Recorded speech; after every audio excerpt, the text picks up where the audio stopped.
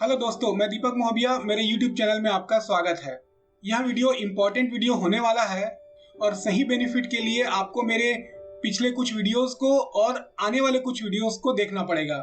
तो दोस्तों, मैं तो सजेस्ट करूंगा कि अगर अभी तक आपने मेरे चैनल को सब्सक्राइब नहीं किया है तो चैनल को सब्सक्राइब कर लें और बेल आइकन को दबा दें ताकि मैं आगे जो भी वीडियो अपलोड करूंगा आपके पास में पहुंच जाए और आप उससे फायदा उठा सकें। दोस्तों, इस वीडियो में मैं बात करने वाला हूं ESG म्यूचुअल फंड्स या फिर ESG स्टॉक्स को 2021 में क्यों खरीदें। जैसा कि मैंने अपने पिछले वीडियो में बोला था कि आगे चल के एक वीडियो बनाऊंगा जिसमें मैं आपको कुछ 4-5 मुख्य कारण बताऊंगा कि क्यों आपको 2021 में ESG स्टॉक्स या म्यूचुअल फंड खरीदना है। तो आगे बढ़ते हैं और जानने की कोशिश करते हैं। ये जो भी बातें मैं करूंगा ये मेरी अंडरस्टैंडिंग है, तो जब आप अपना डिसीजन लें तो जरूर रूप से और भी अपना एनालिसिस कर ले या फिर अपने एडवाइजर से सलाह ले लें। तो सबसे पहला कारण 2021 में ESG म्यूचुअल फंड्स या फिर ESG स्टॉक्स खरीदने का है, वो है क्वालिटी। क्यों क्वालिटी? क्योंकि ESG, E for environment, S for social and G for governance. तो जब हम ESG स्टॉक्स की बात करते हैं या फिर ESG फंड की बात करते हैं, ESG फंड में उन्हीं स्टॉक्स का समावेश होता है जो कि इन्वायरमेंट, सोशल और गवर्नेंस, ये इन 3 क्राइटेरिया को फुलफिल करने के बाद में सेलेक्ट होते हैं। तो देखा जाए तो ESG फंड्स में ESG स्टॉक्स ही होते हैं। तो आप चाहे ESG स्टॉक्स खरीदें या फिर ESG फंड्स खरीदें, ये दोनों में इंपॉर्टेंट फैक्टर है वो है क्वालिटी। और जब आप निवेश करना चाहते हैं तो जरूर से आप ये चाहेंगे कि आप ऐसी जगह निवेश करें जहां पे आपको डाउनसाइड का रिस्क थोड़ा कम हो। भले ही अपसाइड में बहुत ज्यादा रिटर्न ना मिले बट डाउनसाइड रिस्क कम हो, और वो तभी पॉसिबल है जब आप क्वालिटी स्टॉक्स में निवेश करें। और ऊपर से अगर आप ऐसे स्टॉक्स में निवेश कर रहे हैं जो कि उन कंपनियों को बिलोंग करते हैं जो कि इन्वायरमेंट, सोशल और गवर्नेंस फैक्टर को प्रॉपर फॉलो कर रहे हैं, तो ऑब्वियस है उसमें डाउनसाइड रिस्क कम हो जाता है। पर ऐसा भी नहीं कि ये ESG स्टॉक्स पहले नहीं थे, ESG स्टॉक्स तो पहले से ही भी थे। तो सिर्फ क्या क्वालिटी ही एक मेन फैक्टर हो सकता है कि 2021 में आप खरीदें? नहीं, क्वालिटी मैं आपको बताना चाह रहा था, इंपॉर्टेंट है। ये दूसरा स्लाइड, इसको देखो। 1991 में इंडिया में फर्स्ट ESG फंड लॉन्च हुआ। उसके बाद अगला ESG फंड लॉन्च होने में करीब 29 साल लग गए। 2019 में सेकंड ESG फंड लॉन्च हुआ। उसके बाद 2020 में 6 नए ESG फंड्स लॉन्च हुए। अब 2021 में क्या होगा इसका अंदाजा आपको लगाना है। पर यहाँ पे एक बात सोचने की है कि 2019 में सेकंड ESG फंड लॉन्च हुआ, फाइन। अब 2020 में 6 नए ESG फंड्स क्यों लॉन्च हुए होंगे? कुछ तो चेंज हो रहा होगा दूसरी कंट्रियों में, हमारी कंट्री में। तो हाँ, डेवलप्ड कंट्री में ESG फंड्स का थीम तो पहले से ही है, बट इंडिया में ये थीम अब जोर पकड़ रहा है। अगर जोर नहीं पकड़ता तो 2020 में ये 6 नए ESG फंड्स लॉन्च नहीं होते।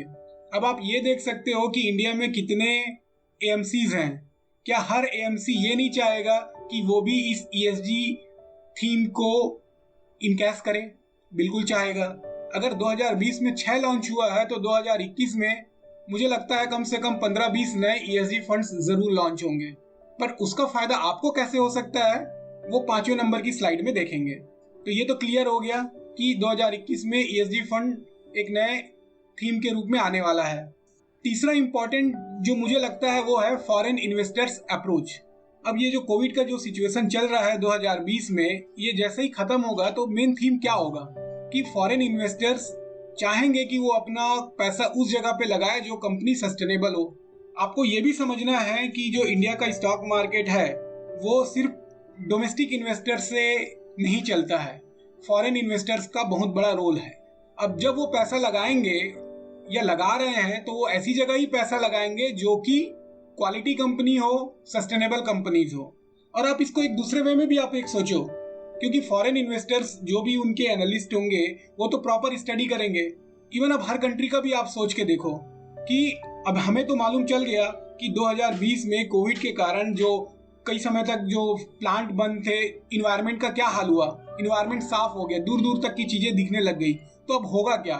हर कंट्री इस चीज को इनकैश करना चाहेगी। तो कोविड जैसे ही खत्म होगा, हो सकता है कि कंट्रीज जो है वो ह्यूज पेनाल्टी लगाए कंपनी को जो इन्वायरमेंट को पॉल्यूट करती है। ऐसा हो सकता है और होगा ही। तो ऐसे कंडीशन में जो फॉरेन इन्वेस्टर्स वो काफी केयरफुल रहेंगे, तो वो चाहेंगे कि वो ऐसी जगह पैसा लगाए जहां पे उनको सेफ रहे। अब वो हर एक कंपनी का एकदम डिटेल में तो वो नहीं देख पाएंगे, बट अगर उनको ये मालूम है कि हाँ कोई ईएसजी स्टॉक्स का इंडेक्स है, ईएसजी स्टॉक्स हैं, तो वो उसी में पैसा लगाएंगे ताकि वो एक प्रकार से सेफ रहें। तो ये एक इम्पॉर्टेंट फैक्टर होने वाला है कि 2021 में जो बाहर से जो पैसा आएगा उसमें से अधिकतर पैसा डेफिनेटली ईएसजी स्टॉक्स खरीदने में जाएगा, चाहे वो ईएसजी स्टॉक्स हो चाहे वो ईएसजी फंड्स हो। चौथा, ये भी इम्पोर्टेंट है कि ESG awareness among investors.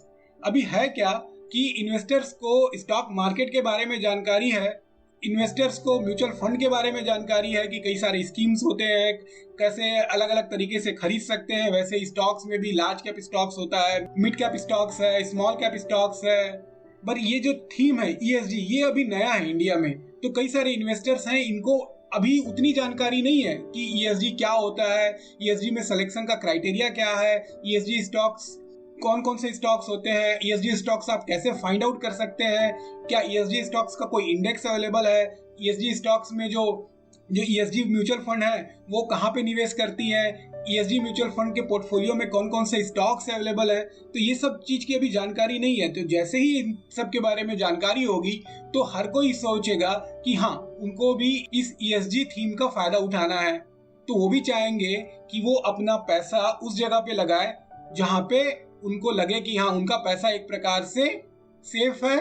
Risk तो स्टॉक मार्केट में तो है ही है, बट हाँ एक प्रकार से ईएसजी स्टॉक्स या ईएसजी फंड खरीदने में उनको एक प्रकार से ये लगेगा कि हाँ उनका पैसा ऐसी जगह पे है जो कि क्वालिटी स्टॉक्स है।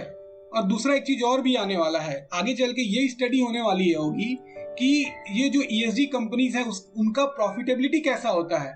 मतलब अगर उनका ग्रोथ का चार्ट देखें तो उनका ग्रोथ का चार्ट कैसे होता है बाकी दूसरी कंपनियों की तुलना में। और जब ईएसजी फंड और ईएसजी स्टॉक्स के बारे में ज्यादा एनालिसिस होगा, कई अलग अलग फैक्टर के हिसाब से कंपैरिजन होगा, और अंत में जब ये पता चलेगा कि ये सब ईएसजी स्टॉक्स या ईएसजी फंड्स का परफॉर्मेंस तो बाकी दूसरे जो हाई बीटा स्टॉक्स हैं उससे अच्छा है, तब तो फिर और इसमें बूम करेगा। शायद अभी तक आप कन्विंस नहीं हुए हैं। अब ये इंपॉर्टेंट है, ये पांचवा जो है ये मुझे लगता है कि बहुत इंपॉर्टेंट है कि चेन रिएक्शंस। अब होगा क्या, अब आप सोचो कि ईएसजी फंड 2021 में कई सारे लॉन्च होंगे, मतलब ईएसजी फंड का एनएफओ आएगा। अब इतने सारे फंड हाउस हैं, अगर 20 भी ईएसजी फंड्स के एनएफओ आते हैं तो पैसा इकट्ठा होगा, फंड हाउस के पास में पैसा आएगा। अब पैसा आने के बाद में होगा क्या, वो डेफिनेटली जो है वो करेंगे निवेश स्टॉक मार्केट में। अब जब वो स्टॉक मार्केट में निवेश करेंगे तो उनका पैसा क्या चीज को खरीदने में है, कौन से स्टॉक्स को खरीदने में जाएगा, वही स्टॉक्स को जो कि ईएसजी क्राइटेरिया को फुलफिल करते हैं। अब ऐसा भी नहीं है कि ये ईएसजी क्राइटेरिया को फुलफिल करने वाले स्टॉक्स की लिस्ट बहुत ही ज्यादा लंबी है। अगर लंबी होगी भी तो भी ये आइडिया होगा कि ऐसी जगह पे इन्वेस्ट करे जो कि लार्ज कैप स्टॉक्स हो या मिड कैप तक हो, या फिर बहुत ज्यादा अगर एनालिसिस है तब वो जो है स्मॉल कैप स्टॉक्स में जा सकते हैं, बट मोस्टली जाएगा लार्ज कैप स्टॉक्स में।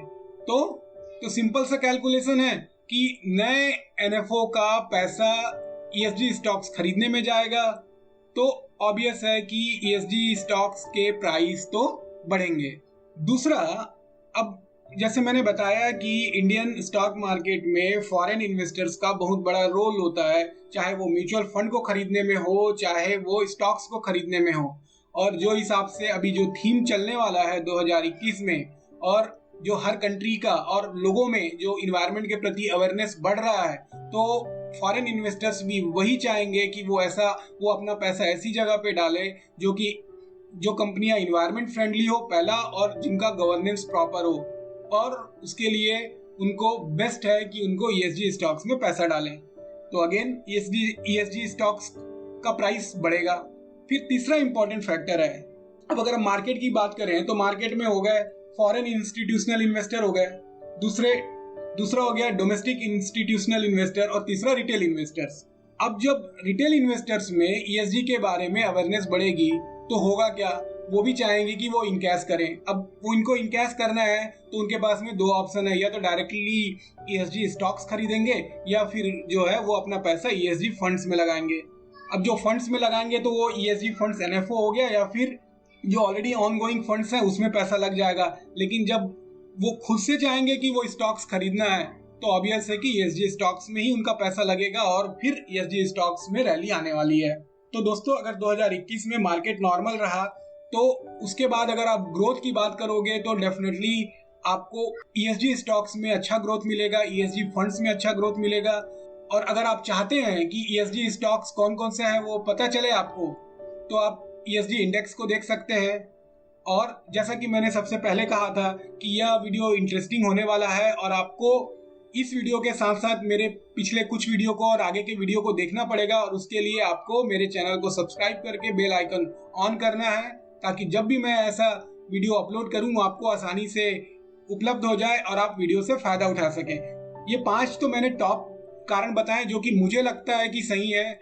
आप जब खुद अपना एनालिसिस करेंगे और आप खुद न्यूज़ में देखेंगे तो आपको खुद पता चल जाएगा कि और भी कई सारे ऐसे कारण हो सकते हैं। बाकी दोस्तों, यह वीडियो मैं आपको जानकारी देने के उद्देश्य से बनाया हूँ। बाकी स्टॉक मार्केट में इन्वेस्टमेंट का रिस्क रिटर्न तो आपको मालूम ही होगा। तो दोस्तों, मेरे YouTube चैनल के वीडियोस सिर्फ स्टॉक मार्केट और म्यूचुअल फंड से रिलेटेड नहीं होते, बल्कि मेरे वीडियोस होते हैं सरकार की स्कीम्स के बारे में, इंश्योरेंस के बारे में, स्मॉल सेविंग स्कीम्स के बारे में, जैसे कि PPF, senior citizen saving schemes, Sukanya Samriddhi Yojana, साथ में NPS अटल पेंशन योजना। तो फाइनेंस से रिलेटेड जो भी आपको ज़रूरी है उन टॉपिक पे मैं कोशिश करता हूँ कि वीडियो बनाऊँ और आपको ज़्यादा से ज़्यादा जानकारी दे सकूँ। अगर आपको मेरा वीडियो अच्छा लगता है दोस्तों, तो आप मेरे वीडियो को अपने दोस्तों में भी शेयर कर सकते हैं ताकि वो भी इसका फ़ायदा उठा सकें। बाकी अगर आप म्यूचुअल फंड में और ज़्यादा जानकारी चाहते हैं तो आप मेरे उडेमी में course the complete mutual fund course को ले सकते हैं, या फिर आप prepare yourself with ABC of mutual funds, ये मेरे बुक को आप खरीद सकते हैं। बाकी अभी के लिए दोस्तों इतना ही। इंतज़ार करिए मेरे अगले वीडियो का। धन्यवाद।